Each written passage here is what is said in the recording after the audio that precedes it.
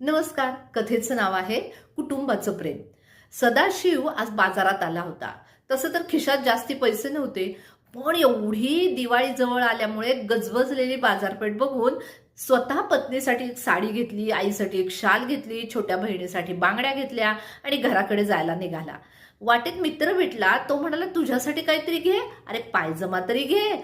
मग काय, त्याने एक पांढरा शुभ्र पायजमा विकत घेतला.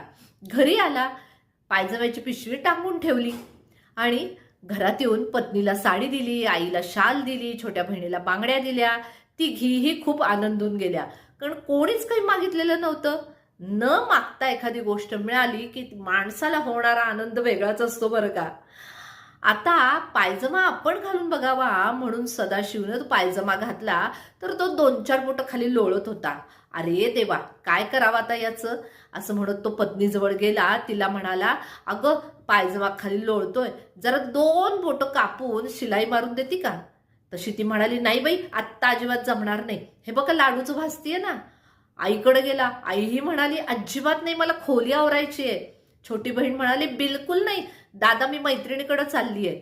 अरे देवा, आता काय करावं, असं म्हणून त्याने स्वतःच 2 बोटं तो पायजमा कापला, शिलाई मारून ठेवून दिली पिशवी. पत्नी विचार करत होती, एवढं छोटं काम सांगितलं नवऱ्याने, न मागता साडी आणून दिली आणि मी मात्र त्यांना नाही म्हटलं ग बाई.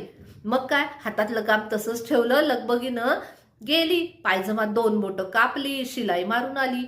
आईनी हा असाच विचार केला. तिनेही 2 बोटं पायजमा कापला. छोट्या बहिणीने पण 2 बोटं पायजमा कापला. मग काय, पिशवीत पायजमा तर दिसत होता. अहो, दिवाळीचा दिवस आला, सगळीकडे आनंदी आनंद होता. पत्नीने न सांगता पतीने घेतलेली छान साडी नेसली. दाखवत म्हणाली, बघा हो किती छान आहे साडी. आई ही शाल पांघरून आली. छोटी बहीणही दादा दादा बांगड्या बघ म्हणून नाचत तिथे आली. सगळ्या जणी म्हणाल्या, अरे नवीन आणलेला पायजमा तर घाल. हो, आत्ता घालून येतो, असं म्हणत पिशवी पायजम्याची घेऊन सदाशिव आत गेला. त्याने पायजमा बाहेर काढला आणि त्याला धक्काच बसला. अहो, तो पायजमा गुडघ्याच्याही वर गेलेला होता.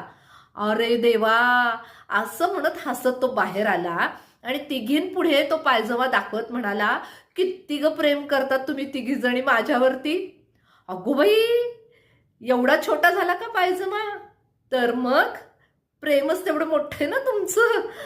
सगळं घर आनंदानं हसायला लागलं. काय, कशी वाटली कथा? आवडली ना?